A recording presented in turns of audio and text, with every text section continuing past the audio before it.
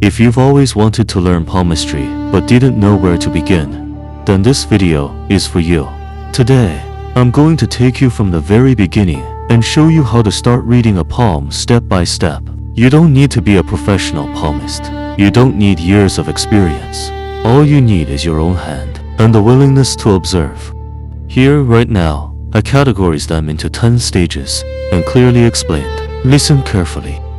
Take a look at your palm right now and listen. By the end of this video, you'll be able to look at your palm in a completely different way. Let's begin. Stage 1. What is palmistry? Palmistry, also called palm reading or chiromancy, is a traditional practice in which the lines, shapes, and markings of the hand are interpreted. Different traditions have developed different approaches to palmistry. And hear this clearly. Do not think of your palm as a fixed sentence written in stone. Instead, think of it as a symbolic map that palmistry traditions use to explore personality, tendencies, experiences, and different areas of life. And that's why we're not going to look at just one line today. We're going to learn how to look at the whole hand. Because one of the biggest mistakes beginners make is seeing one unusual line and immediately searching for its meaning. That's not how you should approach palmistry. A good reading begins with the overall picture. Stage 2. Which hand should you read? Should you read your left hand or your right hand? This is one of the first things you need to understand. A common approach is to compare both hands. One hand may be interpreted as showing more of your natural tendencies or potential, while the other may be considered more connected with how those tendencies have developed through life. The important thing for a beginner is this. Don't completely ignore one hand. Compare them, look at the similarities, then look at the differences. For example, perhaps a line is very strong on one hand, but weaker on the other. Instead of immediately saying something dramatic is going to happen, ask, why is there a difference? That difference becomes something worth exploring deep within. So here's your first beginner exercise. Put both palms beside each other. Look at them carefully. Don't interpret anything yet. Just observe. Notice the lines. Notice their depth. Notice their direction. Notice the shape of your palms. And notice the differences between the two hands. Observation comes before interpretation. Always remember that. Stage 3. Understanding the 4 major lines. Now we're getting into the most recognizable part of palmistry. The major lines. There are 4 that beginners should learn first. The lifeline, the headline, the heart line, and the fate line. Let's take them one at a time. The heart line. This line is associated with areas such as emotions, affection, relationships, and emotional expression. Look at your own palm. That's the first line I want you to study. Don't worry about whether yours is long or short yet. First ask, is it clearly visible? Is it straight? Does it curve? Does it appear deep or faint? Does it seem to have branches? Are there interruptions? These are the kinds of observations a palmist considers. But remember, never judge someone's entire emotional life from one line. The whole hand matters. Now, the headline. In palmistry, this is associated with areas such as thinking, reasoning, communication, and mental tendencies. Again, don't immediately search for some dramatic prediction. Look at the structure. Is your headline relatively straight? Does it curve downward? Is it long? Is it short? Does it appear deep? Does it have branches? These details are traditionally interpreted differently. And this is where palmistry becomes much more interesting, because 2 people can have similar major lines, but completely different overall hand structures. That's why you should never stop at one line. The lifeline. This is called the lifeline. And here's something every beginner needs to understand.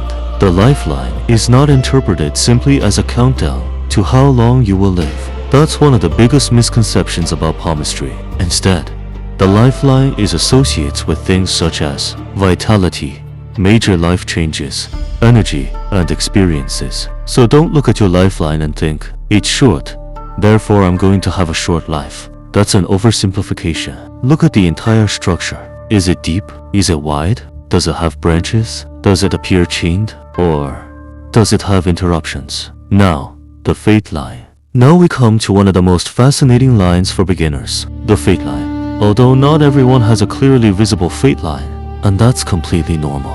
Palmistry connects the fate line with areas such as career, direction, ambitions, responsibilities, and major life influences. Some people have a very strong line, some have a faint line, some have a broken line, and some people appear to have very little faint line at all. So if you're looking at your palm right now and thinking, where is my faint line? Don't panic. Not having a prominent faint line doesn't automatically mean that your life lacks direction or success. Palmistry is about interpretation of patterns, not simple yes or no judgments. Stage 4. Don't just read lines alone. Now, let me give you one of the most important lessons in this entire video. Don't read one line in isolation. Imagine someone shows you their palm and says, "My lifeline is broken." What does that mean? A beginner might immediately search for broken lifeline meaning, but an experienced approach asks more questions. What does the rest of the hand look like? What is the condition of the headline? What about the heart line? What about the faith line? What are the mounts like? Are there branches? Are there supporting lines? Or are there unusual markings? This is called looking at the whole picture. Think about it this way. If you took one sentence from a book and tried to understand the entire story from that one sentence, you could easily misunderstand it. The same principle applies to palmistry. One marking is a clue. The whole hand provides the context. Stage 5. The shape of your palm. Now let's move beyond the lines. Look at the actual shape of your palm. Is your palm relatively square? Is it long? Are your fingers long? Are they short? Are they straight? Or are they flexible? Palmistry sometimes categorizes hands into different types based on characteristics such as the palm's proportions, fingers, and elemental associations. You may hear terms like earth element, air element, fire element, and water element. For example, an earth element is associated with a relatively broad or square palm and stronger looking fingers. Air elements are associated with longer fingers and a more rectangular palm. Fire elements are often described as having a relatively long palm with shorter fingers. And water elements are normally associated with a longer palm and long fingers. But remember, real hands don't always fit perfectly into one category. You may have characteristics from several types, and that's okay. The purpose isn't to force your hand into a box. It's to learn how different features can be interpreted together. Stage 6. Your fingers also matter. Now look at your fingers. Many beginners completely ignore them. But in palmistry, fingers can provide additional information.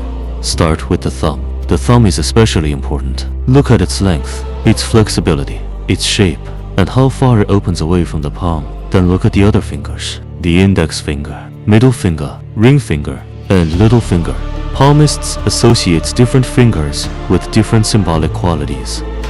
The index finger is most times connected with ambition, authority, and leadership. The middle finger is associated with responsibility, discipline, and seriousness. The ring finger is associated with creativity, expression, and recognition. And the little finger is traditionally connected with communication and relationships. Here's something you can do right now. Compare your fingers. Which one appears longest? Which one seems shorter? Are your fingers straight? Do they lean toward another finger? Do you have unusually wide spaces between them? These details can all become part of the palm reading. Stage 7. The mounts of the palm. Now we're going deeper. The raised areas of the palm are called mounts in palmistry, and these are very important. One of the most noticeable is the fleshy area below your thumb.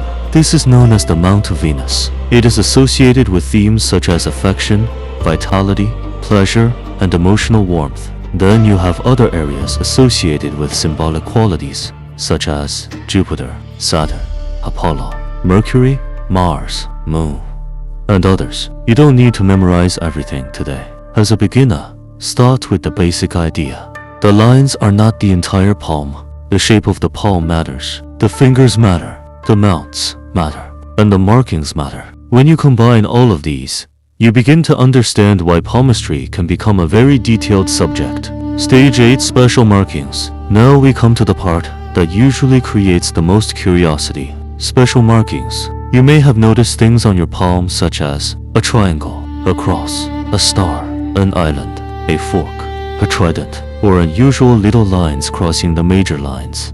Palmistry gives many of these markings symbolic meanings. But here's another beginner mistake.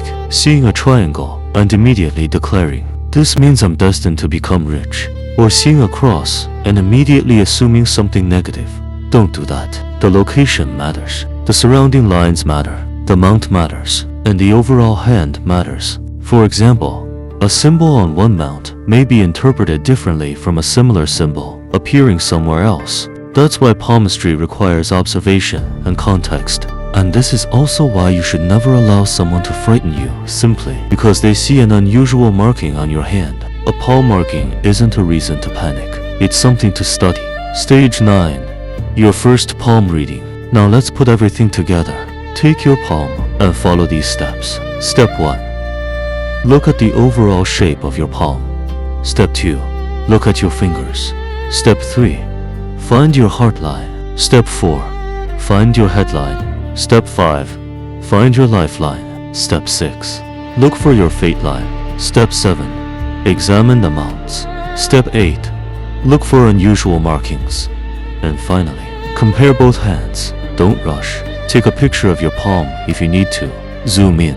Observe the details. And write down what you notice. This is how you begin learning.